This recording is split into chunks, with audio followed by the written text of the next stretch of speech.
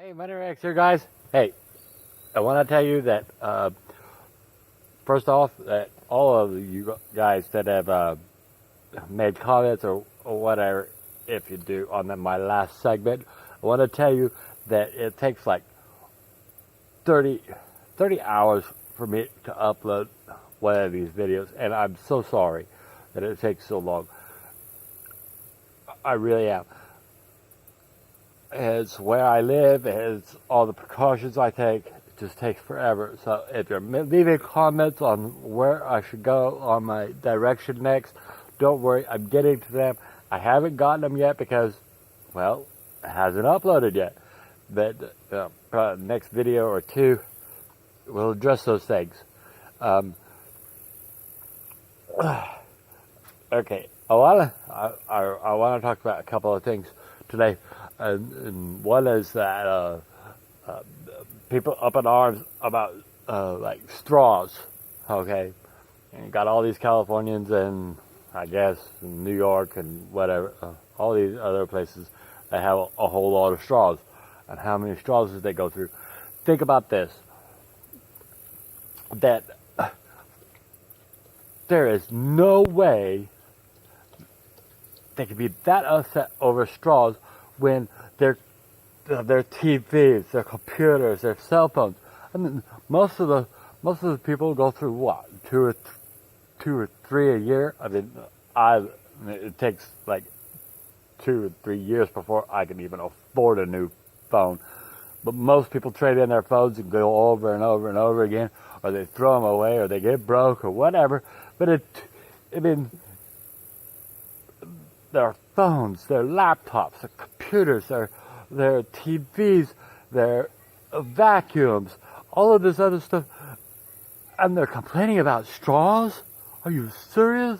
You know how much waste goes into the landfills with all of this other stuff, coffee makers, everything. Everything's made out of plastic hardly anymore. I mean, a lot of your car parts are bumpers. I mean, seriously, are they up in arms about that? No. What they were up in arms about was when we had the big wooden TVs, and some of you guys will know what I'm talking about. We had the big wooden TVs, and everything in it was glass. Everybody was up in arms about that because, oh, look at all the wood. We could use plastic. Plastic is so much better. Wood and glass were sustainable. They were reusable. I know plastic is too, but people aren't doing it.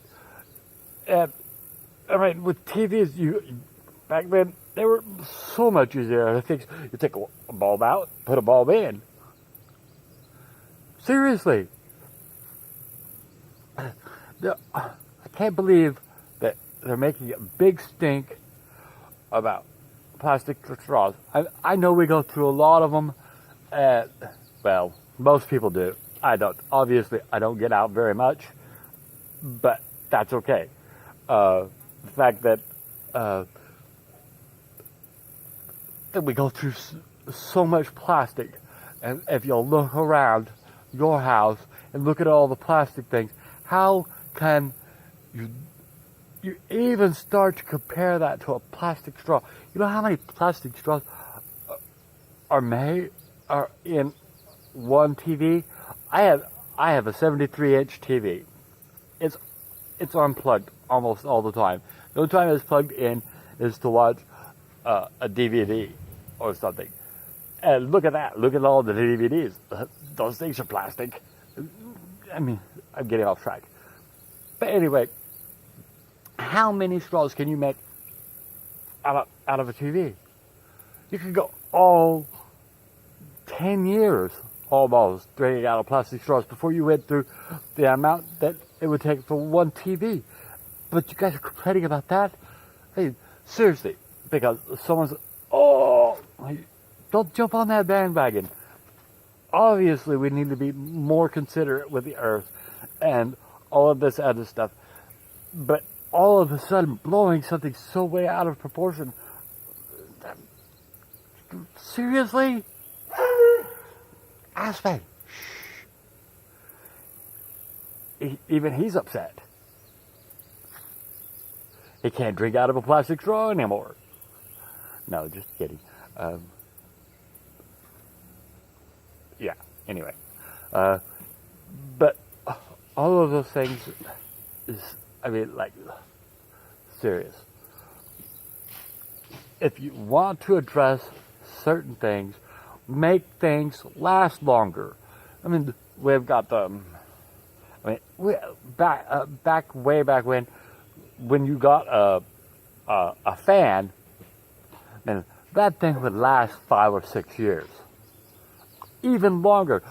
We've got a fan in there now in my house that is 30 years old and still runs. Still runs. Can you buy one now and last 30 years? No.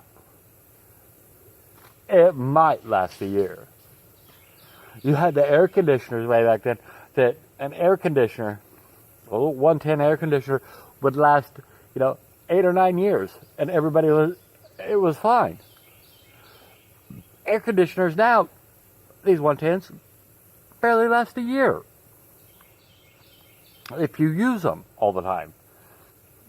Like I said, if we get back to making quality products at a good price, everything else like that, we wouldn't have all this uproar. Of course, you're still going to have your extremists who complain about this, that, or the other, but who still roll around in their plastically made cars, or who go home to their 70, 60, 50-inch TVs that will get rid of them in a year or two, maybe 3.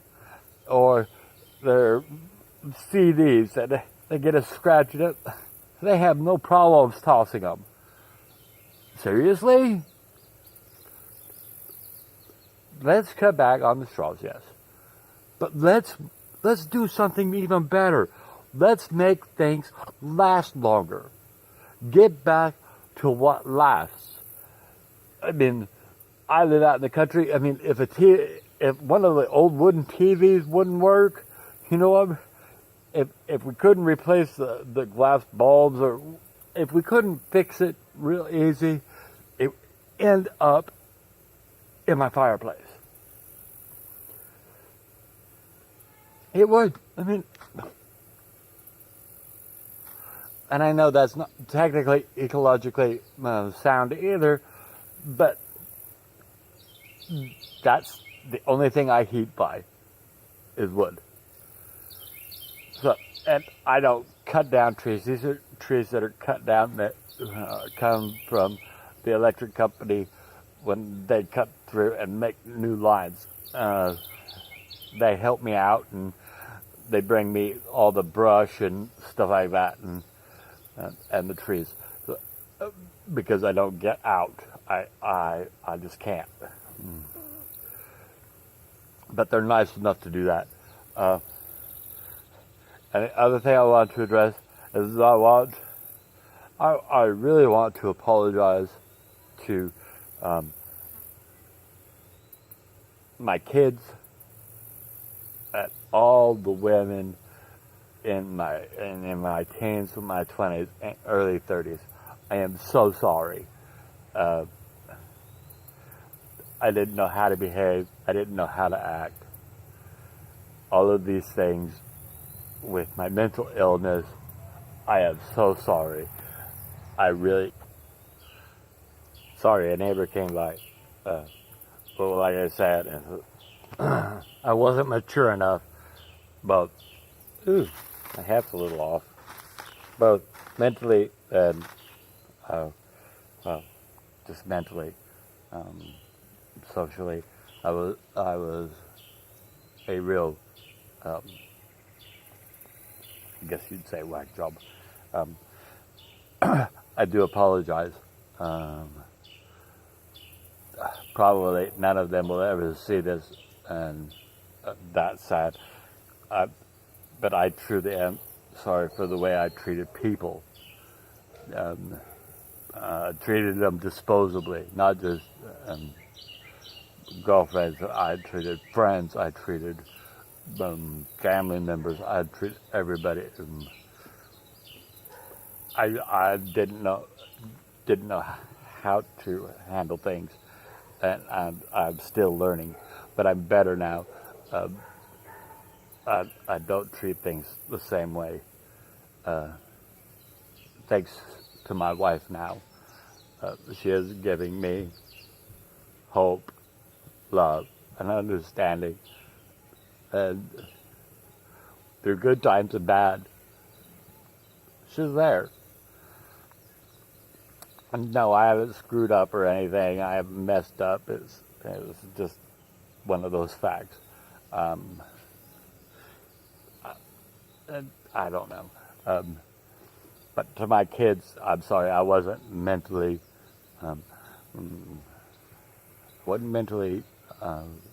capable, and I am sorry. There's nothing else I can say about that. Yeah. I want to make this one a little short because all the troubles I'm having to upload. So, no, you guys like 15, 20 minutes sometimes. But until I get this internet thing, I'm not kidding you. I mean, let me freeze all the way. Reception around here as caca. Sorry about spinning you if you get dizzy easy. But I needed to show you that reception's bad. So I'm gonna let you all enjoy. This is Saturday. I want you to know that be good to yourself, be good to others. Oh wait, there's a Chaps by Chaps issue. I'll make this one really short. Chaps, my chaps today is that fake news. I can't even say it's fake news. It's opinionated news. Back in the day, when you had Cronkite and Walters and all of the real greats. I mean, you look back, all of them really great. Nowadays, you don't have anybody really great because they don't report news. They report opinions. It shouldn't even be called CBS News Report or NBC or any of the others.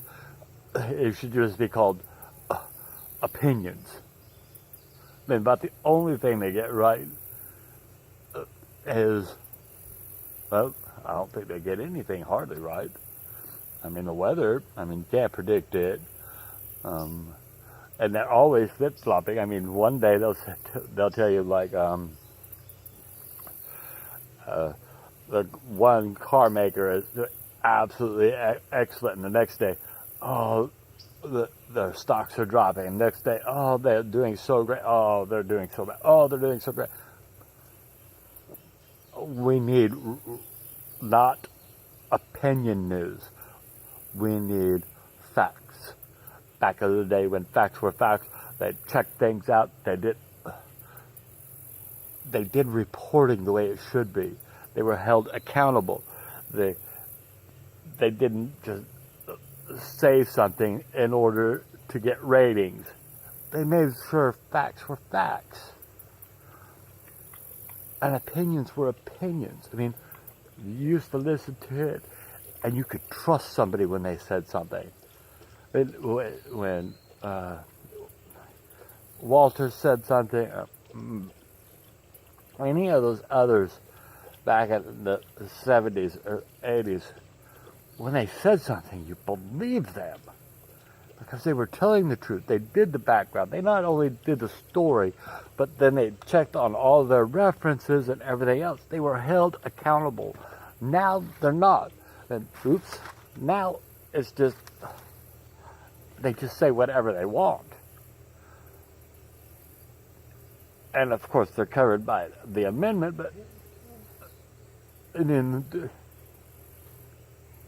really it's just opinion. If you're going to make it news, make it factual, make it real, make it truthful. Otherwise,